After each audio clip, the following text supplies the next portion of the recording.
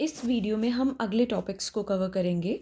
इसमें टॉपिक है पहला, टॉपिक नंबर 8, बिहार फ्लड, और ये डिज़ास्टर मैनेजमेंट का टॉपिक है। इसमें ये बताया गया है कि जो बिहार स्टेट है उसके अंदर फ्लड्स आए हैं। तो बेसिकली इस पहले पैराग्राफ के अंदर सिर्फ यही है, nothing is important in this. Next is geographic conditions contributing to flooding in Bihar. क्या ऐसी जोग्राफिक कंडीशंस हैं जिनकी वजह से बिहार में फ्लड्स आते रहते हैं? तो इसके अंदर पहला पॉइंट है प्रॉक्सिमिटी टू द हिमालयाज़। जो बिहार स्टेट है वो आप मैप्स में भी देख सकते हैं, तो जो नदर्न बिहार है वो नेपाल के पास में है। नेपाल के पास में क्या, साथ में ही है, बॉर्डर भी वहीं है, और वहाँ पर हिमालयाज़ भी हैं, साउथ ऑफ हिमालयाज़ भी वहीं पर है। तो वहाँ से जो रिवर्स फ्लो करके आती हैं हिमालयाज़ से, या वो रिवर्स जो नेपाल से आती हैं, वो डायरेक्टली बिहार के अंदर एंटर करती हैं। और उन फॉर एग्ज़ाम्पल वो कौन सी रिवर्स हैं, जैसे कोसी, गंडक और बागमती। वो रिवर्स ऐसी हैं, ये रिवर्स ऐसी हैं जो कि बहुत ज़्यादा सेडिमेंट्स भी लाती हैं अपने साथ। सेडिमेंट्स क्या होते हैं ना, जो छोटे छोटे पत्थर, कंकड़, मिट्टी, ये सब चीज़ें जो होती हैं सॉलिड फॉर्म्स में, छोटी साइज़ की हो या बड़े साइज़ की हो थोड़ी, वो अपने साथ पानी में बहा कर लाती हैं, तो उन्हें सेडिमेंट्स कहते हैं। और ये बहुत ज़्यादा सेडिमेंट्स अपने साथ लाती हैं। हिमालयन रिवर्स हो गई, या जो नेपाल से रिवर्स आ रही हैं वो रिवर्स हो गई, वो बिहार के अंदर डायरेक्टली जब एंटर करती हैं तो अपने साथ बहुत सारे सेडिमेंट्स लाती हैं, जिसकी वजह से वहाँ पर फ्लड्स बहुत आ जाते हैं। Second point is river sedimentation. The young Himalayan rivers are sediment heavy due to loose soil. जो हिमालयन रिवर्स हैं उनके अंदर बहुत ज़्यादा सेडिमेंट्स होते हैं, जिसकी वजह से वो ओवरफ्लो भी उनका जो पानी, उन रिवर्स के अंदर का पानी होता है, वो ओवरफ्लो भी कर जाता है जब बहुत ज़्यादा रेन आती है, रेनफॉल होती है। जब बहुत ज़्यादा रेनफॉल होती है तो हिमालयन रिवर्स में बहुत ज़्यादा पानी आ जाता है, पानी का वॉल्यूम बढ़ जाता है, और उसके अंदर बहुत सेडिमेंट्स भी होते हैं। तो ये चीज़ें हैं जिनकी वजह से फ्लड्स ज़्यादा आते हैं। एंड इधर एक चीज़ और है, जो कोसी रिवर है ना, कोसी रिवर को सौरो ऑफ बिहार भी कहते हैं, क्योंकि कोसी रिवर की वजह से वहाँ पर बहुत ज़्यादा फ्लड्स आते हैं। Third point is flat terrain. Bihar's flat plains make it difficult for flood waters to drain quickly, leading to prolonged water logging especially during the monsoon. जो बिहार स्टेट है, क्योंकि हमने यहाँ देखा कि आप मैप्स में भी देख सकते हैं अगेन, कि वहाँ से नेपाल से जो रिवर्स आती हैं डायरेक्टली वो बिहार में एंटर करती हैं। हिमालयन रिवर्स भी बहुत सारी हैं जो डायरेक्टली इनटू बिहार एंटर कर जाती हैं। तो वहाँ पर बिहार स्टेट के अंदर बहुत सारी रिवर्स हैं। अब उन रिवर्स के अंदर क्या होता है कि एक तो बहुत ज़्यादा पानी भर जाता है, वाटर लॉगिंग हो जाती है, क्योंकि जब बहुत ज़्यादा रेनफॉल होती है तो उसके अंदर पानी की वॉल्यूम बढ़ जाती है। सेडिमेंट्स तो ऑलरेडी बहुत ज़्यादा होते ही हैं, क्योंकि जो हिमालयन रिवर्स हैं, जो नेपाल से रिवर्स आ रही हैं बेसिकली, उनके अंदर ऑलरेडी सेडिमेंट्स बहुत ज़्यादा होते हैं, क्योंकि वो पहाड़ों से उतर कर आती हैं। अब वो पहाड़ों के अंदर इरोजन होता है पानी की वजह से, क्योंकि जो पानी गिरता है ना, ऐसे पहाड़ों से ऊपर से नीचे पानी गिरता है, तो उधर क्या है, बहुत ज़्यादा स्पीड जब पानी की होती है तो उसकी वजह से इरोजन होता है। तो वो जो पत्थर होता है ना पहाड़ों का, वो टूटता है, आज नहीं तो कल, नहीं तो कई सालों के बाद वो इरोड होता है, तो वो सेडिमेंट्स बन के गिरता है छोटे छोटे कंकड़ों के उसमें।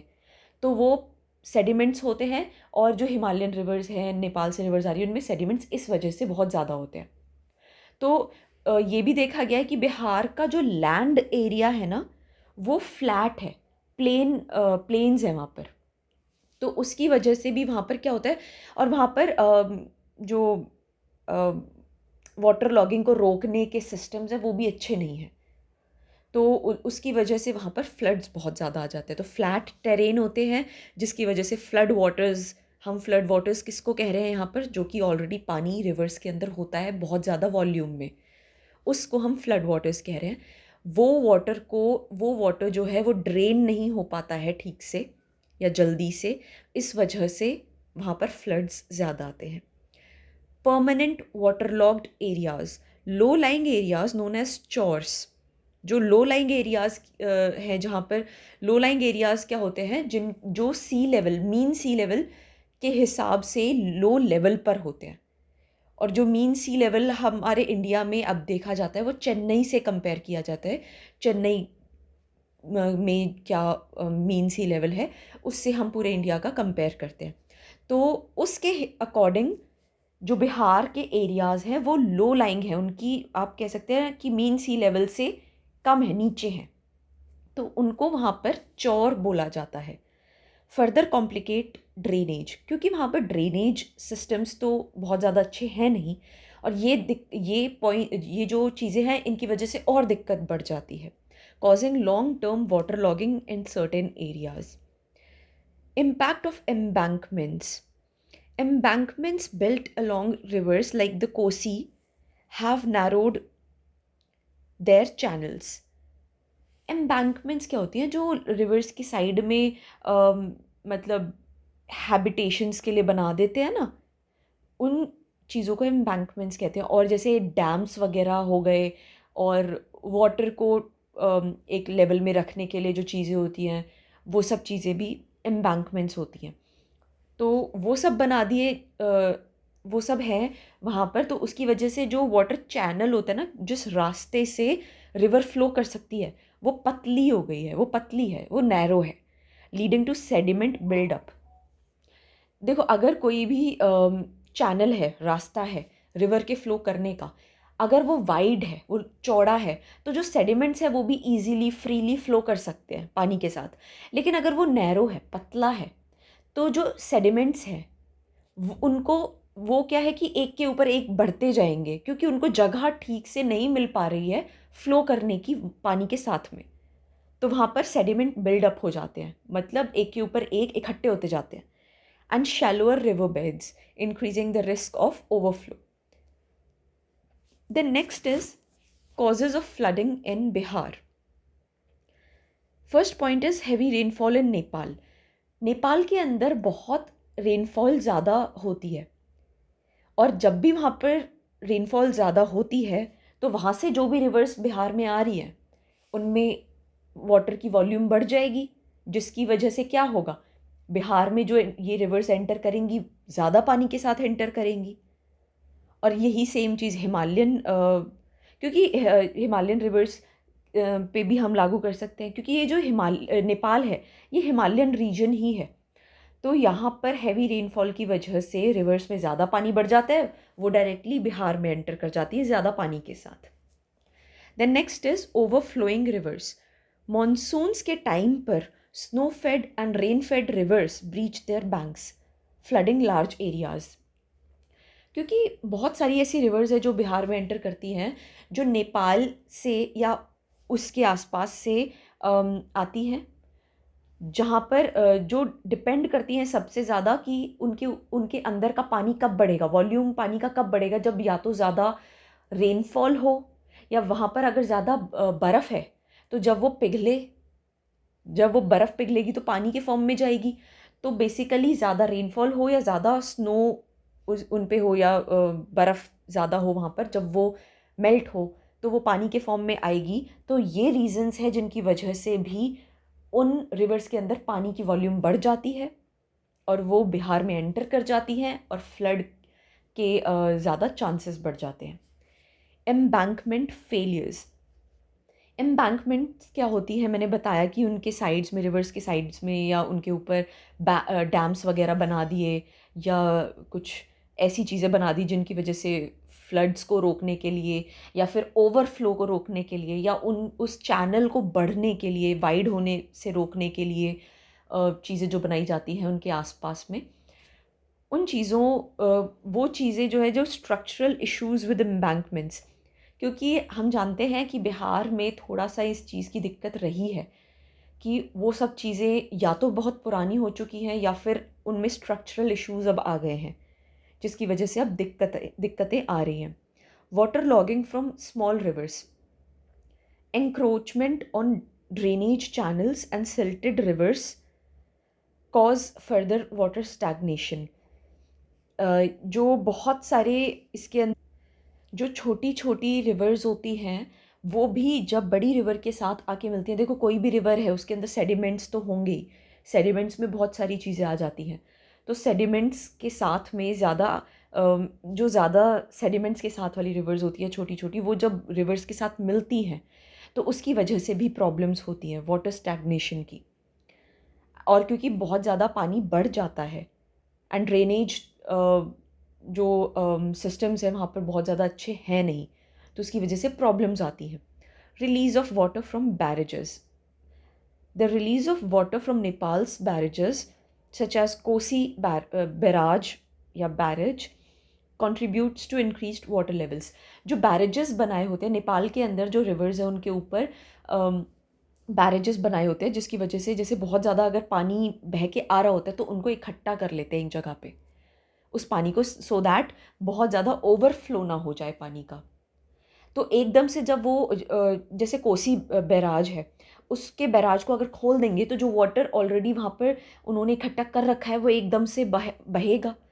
अब वो एकदम से बहुत सारा पानी बहेगा तो उसकी वजह से ओवरफ्लो हो जाएगा रिवर के अंदर आगे। तो वो जब रिलीज़ करते हैं पानी को बैराज से, तो उसकी वजह से उस पानी, बहुत सारे पानी की वजह से आगे जो रिवर नेपाल से होके बिहार में एंटर करती है, कोसी रिवर, उसके अंदर ओवरफ्लो हो जाता है, तो उसकी वजह से भी दिक्कत आती है। Way ahead to handle floods. क्या किया जा सकता है जिसकी वजह से फ्लड्स को हम थोड़ा सा हैंडल कर पाएँ, उनके लिए उन्हें थोड़ा सा बैलेंस कर पाएँ। First is integrated flood management. Building additional barrages, dams, and improving embankments must be accompanied by policies for early warnings and quick responses. इसमें ये कहा गया है कि जैसे बैराजेस हो गए, हम जो बिहार के अंदर रिवर्स है उनके ऊपर हम बैराजेस बना सकते हैं कि ओवरफ्लो अगर हो रहा है तो उसके पानी को एक जगह इकट्ठा करने के लिए, और जब पानी की शॉर्टेज हो उसके अंदर थोड़ा कम हो, जब मॉनसून सीज़न ना हो, क्योंकि मॉनसून के टाइम पर तो ज़्यादा रेनफॉल की वजह से ऑलरेडी ओवरफ्लो हो ही जाता है। जब मॉनसून ना हो, पानी की वहाँ पर थोड़ी कमी हो, तब उसको बैराज को खोल दो। वो हम सिस्टम कर सकते हैं, बैराजेस बना सकते हैं बिहार की रिवर्स के ऊपर, डैम्स बना सकते हैं, एम्बैंकमेंट्स जो हैं उनको अच्छा कर सकते हैं, और अच्छी पॉलिसीज़ बना सकते हैं उस चीज़ के लिए कि और भी अगर कोई तरीका है तो गवर्नमेंट पॉलिसीज़, जिसकी वजह से ऐसी पॉलिसीज़ कुछ या ऐसी स्कीम्स या ऐसे तरीके सिस्टम्स बना दें कि अगर फ्लड्स आने वाले हों तो पहले ही वार्निंग्स मिल जाए, कि अर्ली वार्निंग्स मिल जाएं कि इस टाइम पर ऐसे फ्लड्स आने वाले हैं, तो इंसान थोड़ा सा सतर्क रहेगा। Collaboration with Nepal. Long pending proposal to build a dam on Kosi requires diplomatic collaboration with Nepal. ये बिल्कुल सही बात है कि कोसी रिवर पर डैम बनाने का जो प्रपोज़ल पहले दिया गया है बहुत टाइम से, उसके लिए अभी तो नेपाल के साथ, क्योंकि बीच बीच में कई बार प्रॉब्लम्स आ जाती हैं उनके मैप्स को लेकर, नेपाल के साथ इंडिया की प्रॉब्लम्स बढ़ जाती हैं कई बार, छोटी मोटी होती हैं, खैर इतनी भी बड़ी प्रॉब्लम्स नहीं होती, लेकिन इस चीज़ के लिए ये जो पॉइंट है, इस चीज़ के लिए अच्छे से डिप्लोमेटिकली अगर बातचीत की जाए नेपाल के साथ तो ये अच्छा होगा, क्योंकि कोसी रिवर, मैंने बताया भी, Kosi river is also called the sorrow of Bihar, क्योंकि वो सबसे बड़ा मतलब मेजर, हम कह सकते हैं बिहार के लिए मेजर रीज़न है फ्लड्स आने का। और भी रिवर्स हैं जिनकी वजह से फ्लड्स आते हैं, बट ये मेजर रीज़न है। तो इस पे अगर डैम्स बन जाएं या ऐसे कोई सिस्टम्स बन जाएं नेपाल की हेल्प के साथ में, तो ये अच्छा रहेगा।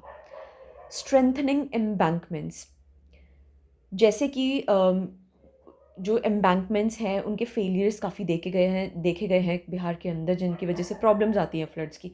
अगर उनको रेगुलरली मेंटेन किया जाए या अच्छे से बनाया जाए फिर से, या मॉडर्नाइज़ किया जाए, और जो नैरो रिवर चैनल्स हो गए हैं, जिसकी वजह से नैरो रिवर चैनल्स की वजह से जो सेडिमेंट्स हैं वो ज़्यादा एक ही, उनको जगह नहीं मिल पाती है ठीक से फ़्लो करने के लिए, तो वो एक के ऊपर एक इकट्ठे होते जाते हैं। उस चीज़ को हटाने के लिए रिवर चैनल्स को वाइड करने के तरीके ढूंढे जाएं, सो दैट जो सेडिमेंट्स हैं उनको फ्री जगह मिले फ़्लो करने के लिए, तो इससे काफ़ी हेल्प मिलेगी। Next is non structural solutions. Improved flood forecasting, पहले ही पता चल जाए कि फ्लड्स आने वाले हैं। रिस्क रिडक्शन पॉलिसीज़ की अगर फ्लड्स आने वाले हैं या बहुत ही मतलब यही बात है कि फ्लड्स आ गए हैं या आने वाले हैं, तो उनमें रिस्क्स क्या होंगे उनको रिड्यूस करने के लिए कुछ पॉलिसीज़ बनाई जाएँ। डिज़ास्टर मैनेजमेंट के लिए ट्रेनिंग मिले, कम्युनिटी अवेयरनेस प्रोग्राम्स खोले जाएँ, चलाए जाएँ कि लोगों को पता हो कि कब क्या कैसे हमें सॉल्यूशंस करने हैं, कैसे इस चीज़ को सॉल्व करना है। लोगों को सतर्क रहने के लिए कि अगर फ्लड्स आ जाते हैं तो सबसे पहले क्या करना चाहिए, फिर क्या करना चाहिए। इन सब चीज़ों की ट्रेनिंग प्रोग्राम्स भी शुरू करने चाहिए। The next is rehabilitation of affected populations, providing sustainable resettlement options for communities जिनको जो इस चीज़ से अफेक्ट हुए हैं नेगेटिवली या विक्टिम्स बने हैं इस चीज़ के, उनके लिए सस्टेनेबल रीसेटलमेंट प्रोग्राम्स भी हों, ऑप्शंस खोले जाएं। ये एक पॉइंट है। And now comes the best practice point, ये मेंस के लिए अच्छा है। सबसे पहला है चेन्नई का storm water drainage system. Chennai has enhanced its storm water drainage system post 2015 floods, क्योंकि 2015 में बहुत बड़ा फ्लड आया था वहाँ पर, by redesigning and expanding it। तो जो वहाँ पर उन्होंने क्या किया है, जो the city increase the number of storm water drains and connected them to natural water bodies for efficient water flow and drainage during heavy rainfall. जब ज़्यादा रेनफॉल हो वहाँ पर तो उन्होंने क्या किया है, वहाँ पर जो ड्रेनेज स्टॉर्म वाटर ड्रेन्स हैं उनको बढ़ा दिया, वो ज़्यादा बढ़ा दिए हैं और अच्छे कर दिए हैं, और उनको कनेक्ट कर दिया जो नेचुरल वाटर बॉडीज़ है, जो वहाँ छोटी हो या बड़ी हो लेक्स है उनके साथ में उसको उनको कनेक्ट कर दिया है, सो दैट जो भी ज़्यादा पानी आएगा, ज़्यादा रेनफॉल होगी, ज़्यादा पानी आएगा, वो पानी उन ड्रेन्स से सीधा उन नेचुरल वाटर बॉडीज़ में जाए, सो दैट ज़्यादा फ्लड्स आने की संभावना कम हो वहाँ पर। Next is Surat, flood early warning system फ्यूज़। Surat, a flood prone city, वहाँ पर बहुत फ्लड्स आते हैं, फ्लड प्रोन सिटी है वो, यूजेस फ्यूज़ to predict and monitor floods especially in Tapi river basin. तो वहाँ पर इन्होंने ये सिस्टम बना दिया है। इससे क्या होता है, इन्हें पहले ही पता चल जाता है, प्रिडिक्ट कर लेते हैं कि फ्लड्स आने वाले हैं, तो वो अर्ली वार्निंग सिस्टम की तरह हेल्प करता है एंड मॉनिटर करते हैं फ्लड्स को कि कहाँ कैसे कितना क्या इससे इम्पैक्ट पड़ेगा, एंड पहले ही बेसिकली ये अर्ली वार्निंग सिस्टम टाइप में है। एंड और ये स्पेशली तापी रिवर बेसिन की वजह से, तापी रिवर की वजह से थोड़ा सा ज़्यादा वहाँ पे प्रॉब्लम्स आती हैं, तो उस एरिया में ज़्यादा इन्होंने किया है। This system allows for timely evacuations and preparation, minimising flood damage. The same thing कि पहले ही पता चल जाएगा तो पहले ही वो वार्निंग्स मिल जाएंगी एंड टाइमली इवैक्यूएशंस वो कर लेंगे। Next is Naxalism. अभी ये देखा गया है रिसेंटली, छत्तीसगढ़ में जो बस्तर जगह है वहाँ पर ये सब चीज़ें नक्सलाइट्स के साथ सिक्योरिटी फोर्सेस की मुठभेड़ हुई है और वहाँ पर ये सब चीज़ें चलती रहती हैं। यहाँ पर मैप दिया है छत्तीसगढ़ का, और बस्तर डिस्ट्रिक्ट जो है वो यहाँ है। दिस इज़ बस्तर डिस्ट्रिक्ट, यहाँ पर ये सब चीज़ें हुई हैं और ये इनकाउंटर्स वहाँ पर होते रहते हैं। Next is about Naxalism. Naxalism है क्या चीज़? इतना सुना है नक्सलाइट्स, नक्सलिज्म, ये है क्या चीज़? ये शुरू कब हुई? नक्सलाइट मूवमेंट बिगैन इन 1967। 1967 में ये मूवमेंट के तौर पर शुरू हुई थी, नक्सलाइट मूवमेंट के नाम पर। कहाँ हुई थी? वेस्ट बंगाल की, वेस्ट बंगाल में एक जगह है नक्सलबारी विलेज, गांव है बंगाल में, वहाँ पर शुरू हुआ था। इसमें क्या हुआ था? Peasants led an uprising against local landlords over land disputes. Peasants लोग जो थे, जो गरीब लोग थे, फार्मर्स लोग थे, पेजेंट्स थे, उन लोगों ने ये शुरू किया था against local landlords over land disputes. तो इसका रीज़न क्या था? It was a land dispute जिसकी वजह से ये शुरू हुआ था। Maoist ideology, the movement was inspired by Maoist political ideology. Naxal Naxalite movement जो है, it was inspired by Maoist political ideology advocating armed rebellion to overthrow the state. सीधा मतलब तुम हथियार लेकर चढ़ पड़ो अपनी स्टेट के ऊपर and redistribute land and resources to oppressed communities. और एक तो हथियार लेकर चढ़ पड़ो सरकार के अगेंस्ट में, और उसके बाद उनसे जीत जाओ, और जीतने के बाद जो ज़मीन है उसको रीडिस्ट्रीब्यूट कर दो। और ज़मीन या रिसोर्सेज को किस में रीडिस्ट्रीब्यूट करने के लिए कहा है इसमें? To oppressed communities. तो ये है इसका main. Spread to tribal regions, ये धीरे धीरे करके ये स्प्रेड हुई थी, एकदम से स्प्रेड नहीं हुई थी। ये धीरे धीरे करके स्प्रेड हुई under developed and tribal areas में, particularly in states like Chhattisgarh, Odisha, Jharkhand and some parts of Andhra Pradesh. ये स्टेट्स हैं जहाँ पर ये धीरे धीरे करके स्प्रेड हो गई थी। इसका ऑब्जेक्टिव क्या था?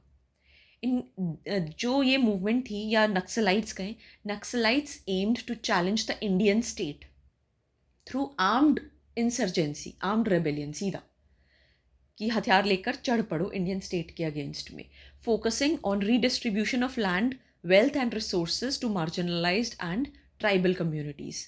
वही है ऑप्रेस्ड कम्युनिटीज़ के में डिस्ट्रीब्यूट कर दो।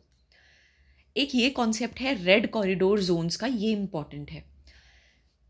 रेड कॉरिडोर क्या है? It refers to areas affected by Naxalite Maoist insurgency. It includes regions in Chhattisgarh, Odisha, Andhra Pradesh, Maharashtra, West Bengal, Jharkhand, Bihar and Telangana. तो ये सारी स्टेट्स हैं जहाँ पर ये सबसे ज़्यादा देखी जाती है। तो ये इन एरियाज़, इनके एरियाज़ को जहाँ पर ये नक्सलाइट्स की, माओइस्ट की इंसर्जेंसी ज़्यादा देखी जाती है, इनको रेड कॉरिडोर जोन्स कहते हैं, इन स्टेट्स के एरियाज़ को, उन एरियाज़ को। Reasons for naxalism's growth. पहला पॉइंट है ट्राइबल डिस्प्लेसमेंट। देखो, ये तो बिल्कुल सही बात है कि इन जगहों के जो फॉरेस्ट्स थे, यहाँ पर ट्राइबल लोग बहुत ज़्यादा थे, ठीक है। लेकिन यही वो जगहें थी, फॉरेस्ट थे, जहाँ पर डेवलपमेंट के प्रोजेक्ट्स शुरू किए गए थे। कोई रिसॉर्ट्स बना रहे हैं, कोई कहीं कुछ बना रहे हैं, वहाँ पर माइनिंग की एक्टिविटीज़, वहाँ खुदाइयाँ शुरू हो गई थी। तो ये सरकार ने ये सब चीज़ें शुरू कर दी थी। तो इसकी वजह से क्या हुआ, वहाँ पर जो फॉरेस्ट्स में लोग, ऐसे ट्राइबल लोग रहते थे, अंडर डेवलप्ड लोग कहें या ट्राइबल लोग रहते थे, जो पूरी तरीके से डिपेंडेंट थे फॉरेस्ट की रिसोर्सेज पर ही, वहाँ के पेड़ पौधों पर, वहाँ की हर चीज़ पर, वहाँ की मिट्टी पर, हर चीज़ उनकी, वो पूरी तरीके से उन्हीं पर डिपेंडेंट थे। तो वो वहाँ से उनको हटा दिया जाता था। वो सीधा ये हो जाता था कि यहाँ से तुम्हें हटना पड़ेगा, क्योंकि इस ज़मीन पर हमें ये बनाना है, ये डेवलपमेंट एक्टिविटी करनी है, तो उनको हटना पड़ता था।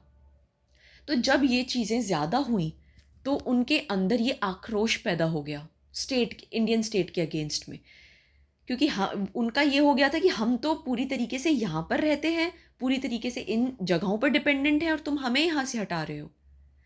तो ये था tribal displacement was the main point. Then comes socio economic gaps, poverty, गरीबी, lack of education and absence of government welfare programs in tribal and rural areas have deepened grievances। इस पॉइंट में ये कहा गया है कि एक तो वो बहुत ज़्यादा गरीब थे, दूसरा उनके पास एजुकेशन नहीं थी, लैक ऑफ एजुकेशन थी पूरी तरीके से। तीसरा था कि ऐसे कोई वेलफेयर प्रोग्राम्स नहीं थे सरकार के जो स्पेसिफिकली उन्हीं के लिए हो। वो उनको हटा के वहाँ पर रिसोर्ट्स, होटल्स, या आप कहें कि प्रोजेक्ट्स, गवर्नमेंट प्रोजेक्ट्स वगैरह बनाना, या माइनिंग एक्टिविटीज़ सबसे ज़्यादा होती थी वहाँ पर, वो शुरू कर देना। लेकिन उनके लिए पर्टिकुलरली, सिर्फ उनके लिए कोई प्रोग्राम्स नहीं होते थे वेलफेयर के। तो ये रीज़न था socio economic gaps. Next is state negligence, lack of infrastructural development, poor connectivity and weak governance in red corridor zones या areas have created vacuums that Maoists exploit। वहाँ पर उन लोगों के लिए इंफ्रास्ट्रक्चरल डेवलपमेंट कोई नहीं थी। Again the same thing, again वही चीज़ रिपीट हो रही है यहाँ पर, कि जो भी हो रहा था ना, वो आप कह सकते हैं बड़े लोगों के लिए हो रहा था। बड़े लोग कौन? जैसे होटल्स, या माइनिंग, माइनिंग तो सबसे ज़्यादा थी। तो वो माइनिंग करता कौन था, ठेके कौन देता था, ओन कौन करता था, हर चीज़ जो भी वहाँ हो रही थी वो उनके लिए स्पेसिफिकली नहीं थी। वहाँ पर इंफ्रास्ट्रक्चर जो डेवलप किया जाना चाहिए था सिर्फ उन लोगों के लिए, वो नहीं था। उन लोगों के लिए पुअर कनेक्टिविटी, वहाँ रोड्स हो गई या जगहें हो गई, उन लोगों के लिए हैबिटेशंस या रुकने, उनके रहने के लिए जगहें या इलेक्ट्रिसिटी या वाटर की कनेक्टिविटी, वो सब नहीं था। तो ये हर किसी भी चीज़ का इंफ्रास्ट्रक्चर ले लो, किसी और चीज़ की कनेक्टिविटी ले लो, या गवर्नेंस ले लो, या जो पॉलिटिशियंस या सरकार जो प्रॉपरली सिर्फ उन लोगों के लिए कुछ करे अच्छा, वो नहीं था। गवर्नेंस उनके लिए अच्छी नहीं थी। तो ये चीज़ें थी जिसकी वजह से उनके दिमाग में आक्रोश बढ़ा। Forest rights, forest conservation act of 1980, ये जो ईयर है ना, ये ईयर याद रखना ज़रूरी है क्योंकि ये ईयर्स को घुमा के फिरा के दे सकते हैं। This act restricts access to forest produce, further alienating forest dependent communities. इसके अंदर ये है, इस एक्ट के अंदर ये कहा गया था, एक पॉइंट ये था कि कोई भी जो जैसे ट्राइबल लोग जो है वो उसके ऊपर डिपेंडेंट थे, ये अपनी मन मर्जी से उस चीज़ को यूज़ करते थे, वो नहीं कर सकते। तो ये उनके लिए प्रॉब्लम क्रिएट कर रही थी चीज़, कि वो लोग अपनी जो चीज़ वो ट्रेडिशनली ना जाने कितने सालों से जिस पे डिपेंडेंट थे, जिसको अपनी मर्ज़ी से यूज़ करते थे, मेंटेन करके रखते थे उस जगह को, वो नहीं कर सकते थे। उस चीज़ के लिए मना कर दिया था। Next is government focus on security. Government's emphasis on security measures rather than addressing underlying socio-economic issues. वहाँ पर इन एरियाज़ में क्या हुआ, सरकार को जैसे ये सब चीज़ें बढ़ी ना, पहले तो बहुत कम से शुरू हुई थी, लेकिन ये बढ़ी ना, वो बढ़ने का जो रीज़न है वो ये था कि जब ये शुरू थोड़ी एक लेवल आप कहें या एक्सटेंट कहें या इस एक इंटेंसिटी कहें, उससे जब बहुत कम उससे बढ़ी, तब उसको वही ख़त्म करने के लिए ना इन्होंने, सरकार ने बहुत ज़्यादा सिक्योरिटी यूज़ करी, सिक्योरिटी मेजर्स यूज़ किए। अब वो सिक्योरिटी मेजर्स यूज़ करने के चक्कर में क्या हुआ, उनके अंदर और ज़्यादा आक्रोश बढ़ता गया। क्योंकि देखो, रेबेलियन होता है, कन्फ्लिक्ट्स होते हैं, तो सिक्योरिटी फोर्सेस वालों के साथ साथ वो लोग भी, उन लोगों की भी जाने जाती हैं, उसकी वजह से किसी की फैमिली से लोग मरते हैं, तो वो आक्रोश तो बढ़ेगा। तो उसकी वजह से भी ये बढ़ा। इसमें लिखा है rather than addressing underlying socio economic issues, सरकार ने इन लोगों के लिए काम करने की जगह सिक्योरिटी मेजर्स को ही बढ़ाते गए। तो वो सब चीज़ें भी उनके दिमाग में बढ़ती गई, आक्रोश बढ़ता गया। Steps taken by the government, legal measures क्या लिए। UAPA, unlawful activities prevention act, declares Naxalite groups as terrorist organisations. कोई भी ग्रुप बनता है नक्सलाइट्स का, तो ये जो UAPA है, ये सरकार को ये क्या बोलते हैं उसको, कि आप अलाउ करता है डिक्लेयर करने के लिए कि आप किसी नक्सलाइट ग्रुप को टेररिस्ट ऑर्गेनाइजेशन घोषित कर सकते हैं। ये लीगल मेजर है। Next is relief and rehabilitation policy, encourages Naxalites to surrender and join the mainstream. इसमें यह है कि अगर कोई भी नक्सलाइट इंसान है या ग्रुप है, या छोटा ग्रुप है, बड़ा ग्रुप है, या इंसान है, इंडिविजुअल है, वो ये जो रिलीफ एंड रिहैबिलिटेशन पॉलिसी है, ये उनको एनकरेज करता है कि आप सरेंडर कर दो और सरकार के साथ हाथ मिला लो, और सरकार अब आपको रिहैबिलिटेशन के लिए हेल्प करेगी अगर आप सरेंडर कर देते हैं तो। Forest rights act 2006 aims to restore land rights to tribal communities addressing one of the root causes. अब ये जो ऊपर 1980 का ये था फॉरेस्ट कंजर्वेशन एक्ट, यहाँ पे क्या बताया गया था वो मैंने आपको बताया कि इनको रिस्ट्रिक्ट करती थी, इनको परमिशन नहीं देती थी कि आप अपने हिसाब से यूज़ करो, नहीं, वो नहीं देती थी। अब ये जो फॉरेस्ट राइट्स एक्ट है, FRA 2006 का है, it aims to restore land rights to tribal communities, कि हाँ आप करो। Military measures, Operation Green Hunt. This operation can be asked. So this is important.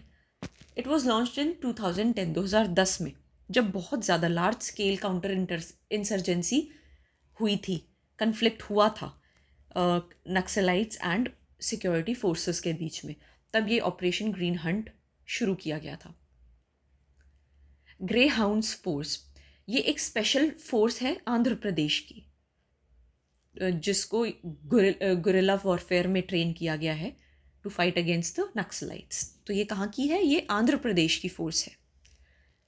Coordination with state forces, increased cooperation with central paramilitary forces and state police, improving in intelligence and response। ये इसमें ये है कि जो paramilitary forces है, paramilitary forces जो हैं वो सेंट्रल गवर्नमेंट की फोर्सेस होती हैं, एंड जो स्टेट पुलिस है उनके बीच में कोऑपरेशन, सो दैट कोई भी इंटेलिजेंस का हो या कोई भी ऑपरेशन कंडक्ट करना हो, हर चीज़ में एक दूसरे की हेल्प मिल सके, कोऑपरेट कर सके ये एक दूसरे को। एंड ये जो ग्रे हाउंड्स वाली फोर्स है ये याद रखना इसलिए ज़रूरी है क्योंकि this can be asked, and इसकी जगह पे छत्तीसगढ़ दिया जा सकता है, क्योंकि सबसे ज़्यादा आप कह सकते हैं बहुत ज़्यादा डिफरेंस तो नहीं होगा, लेकिन छत्तीसगढ़ में ज़्यादा ये कन्फ्लिक्ट्स होते हैं, तो इस वजह से वो दिया जा सकता है। Then next is developmental measures. Aspirational districts program ADP targets underdeveloped regions including those affected by Naxalism. वो एरियाज जहाँ पर सबसे ज़्यादा नक्सलिज्म है या लोग ज़्यादा अफेक्टेड हैं, उन अंडर डेवलप्ड एरियाज़ को टारगेट करते हैं, वो डिस्ट्रिक्ट्स को टारगेट करते हैं, एंड वहाँ पर इन्हांस करते हैं health care facilities, education and infrastructure को, क्योंकि यही वो चीज़ें थी जिनकी वजह से नक्सलिज्म फैला, जिसकी वजह से लोगों के अंदर आक्रोश बढ़ा इन्हीं चीज़ों की कमी की वजह से। तो अब इन्हीं चीज़ों को वहाँ पर प्रोवाइड करने के लिए ADPs हैं। वो डिस्ट्रिक्ट्स पर फोकस करते हैं जहाँ पर ये सब चीज़ें कम हैं और नक्सलिज्म ज़्यादा है। स्किल डेवलपमेंट प्रोग्राम्स, जो ट्राइबल यूथ है उनको ट्रेन करना इन वोकेशनल स्किल्स, सो दैट वो नक्सलाइट वाली जो आइडियोलॉजी है उससे बाहर निकल सके और खुद के लिए कुछ कमा सके, अपने परिवार का ध्यान रखने के लिए कुछ कमा सके, उनके पास कोई स्किल्स हो। Infrastructural development, road and telecom connectivity projects वहाँ पर शुरू कर दिए गए हैं उन एरियाज़ में, सो दैट कम से कम उनको बेसिक सर्विसेज तो मिल सके, क्योंकि वहाँ पर अच्छी रोड्स या टेलीकॉम, फ़ोन या इलेक्ट्रिसिटी या वाटर सप्लाई, ये सब चीज़ें नहीं थी, तो अब वो सब चीज़ें देना उन्हें शुरू कर दिया है। वे अहेड, और क्या किया जा सकता है, वे फॉरवर्ड क्या है? Addressing socio economic grievances, again the same thing, उनको जो भी प्रॉब्लम्स थी, poverty, education, health care and infrastructural development या road connectivity, telecom connectivity, governance, ये सब जो भी प्रॉब्लम्स थी उन सब चीज़ों पे फोकस किया जाए। Enhanced intelligence, improve real time intelligence gathering and collaboration between state and central forces. ये भी ज़रूरी है क्योंकि स्टेट जो पुलिस आती है, वो किसी भी स्टेट के अंदर की जो पुलिस है वो स्टेट का सब्जेक्ट होती है, लेकिन जो ये पैरामिलिट्री फोर्सेस है ये सेंट्रल गवर्नमेंट की हैं, तो इनके बीच में अच्छी इंटेलिजेंस शेयरिंग हो, कोऑपरेशन अच्छा हो, कोई भी ऑपरेशन कंडक्ट करवाया जाए तो इन दोनों का अच्छा तालमेल हो, कोऑपरेशन हो, वो चीज़ ज़रूरी है। सस्टेन्ड डेवलपमेंट, कोई भी डेवलपमेंट अगर तुम वहाँ कर रहे हो ना, तो वो ऐसी होनी चाहिए कि जो लॉन्ग टाइम के लिए रहे, जिसको आगे आने वाली जनरेशन्स भी यूज़ कर सके। ऐसा ना हो कि शॉर्ट टर्म की तुम डेवलपमेंट कर रहे हो, बाद का लॉन्ग टर्म का तुम नहीं उस चीज़ को लेकर चल रहे हो। लॉन्ग टर्म के लिए वहाँ पर डेवलपमेंट होनी चाहिए। तो यहाँ पर यही लिखा है, ensure the long term implementation of development schemes and socio economic programmes. तो it's the same thing. Conclusion क्या है? इस चीज़ को एड्रेस करने के लिए, नक्सलिज्म को कॉम्प्रिहेंसिवली एड्रेस करने के लिए, India must balance military actions, जो भी सिक्योरिटी में वहाँ कन्फ्लिक्ट्स हो रहे हैं, जो नक्सलाइट्स एंड सिक्योरिटी फोर्सेस के बीच में एक्शंस हो रहे हैं उसको, और जो वहाँ पर डेवलपमेंट्स हैं उनको, दोनों को वहाँ पर बैलेंस करके चलना ज़रूरी है। ऐसा नहीं कि आप सिर्फ वहाँ पर कन्फ्लिक्ट्स हो रहे हैं, डेवलपमेंट कुछ नहीं हो रहा। तो वहाँ पर दोनों चीज़ों को बैलेंस करके चलना ज़रूरी है। And ensure access to, this is very very important. अगर ऐसा कोई क्वेश्चन आता है तो उधर अगर ये लिखते हैं तो it will give a very good impact. And ensure access to जल, जंगल, ज़मीन, which is the fundamental demands of tribal populations there. जल, जंगल एंड ज़मीन. तो यहाँ पर ये ख़त्म होता है. We'll meet in the next video with new topics. Thank you.